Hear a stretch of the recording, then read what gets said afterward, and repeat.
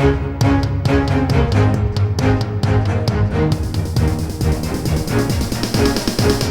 Friday, November 18th, 2022, and this is the Washington Times front page.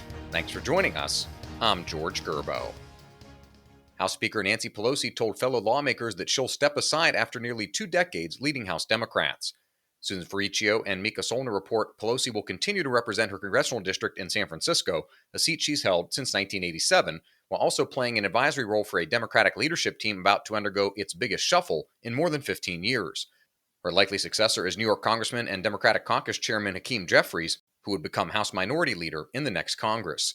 The spots below Jeffries are also up for grabs, as current House Majority Leader Steny Hoyer will vacate his leadership role, and Majority Whip Jim Clyburn is expected to remain in leadership, but potentially in a lesser position.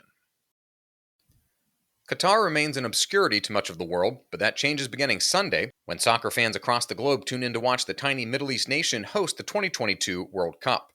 Jacob Meyer reports an estimated 1.5 million soccer fans from around the world are expected to converge on the Islamic nation's capital of Doha over the next 4 weeks, and millions more will watch or listen to game broadcasts. The decision by FIFA in 2010 to have Qatar, a wealthy country approximately 2 times the size of Delaware, host the largest single sporting event in the world was second-guessed immediately, and the criticism has only grown since. In the year since the tournament was awarded, bribery scandals and a corruption investigation into the decision have followed.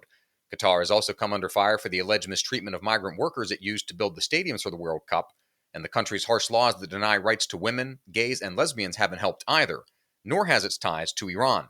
The Iranians and their team will be in the international spotlight with England, Wales, and the United States all together with them in Group B of the World Cup.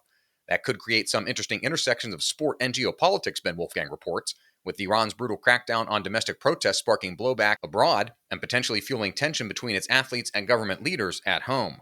Iranian soccer legend Ali Dai said this week that he wouldn't travel to Qatar for Iran's games.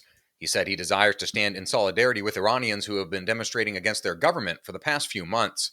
The protests began in September after 22-year-old Mahsa Amini was killed while in police custody. Iran's morality police accused her of wearing her hijab too loosely. Her death struck a nerve across Iranian society and has led to a near unprecedented outcry against the country's strict version of Islamic law. You can read all of these stories at WashingtonTimes.com/front page. You can also find our entire lineup of news, commentary, and sports podcasts at WashingtonTimes.com/podcasts. Britain's domestic intelligence chief warned this week that Chinese intelligence agents are grooming British citizens as spies as part of influence operations. Bill Gertz reports British Intelligence Service Director Ken McCallum said in an annual update that Chinese intelligence operations pose one of the major threats to United Kingdom national and economic security. McCallum said Chinese technology and information theft operations target intelligence officers, cyber hackers, business executives, and academic researchers with access to government and private sector secrets.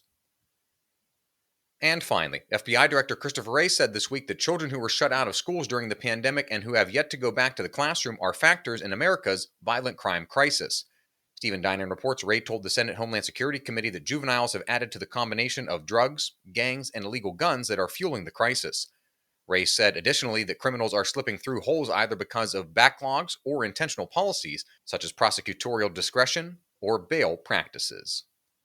Find all of today's front page stories at WashingtonTimes.com/front page or on the Washington Times app, and find us wherever you get your podcasts. Just search Washington Times in any major podcast app. You can also find us on Twitter and Instagram at Wash Times for breaking news, sports, commentary, and more. For the Washington Times, I'm George Gerbo.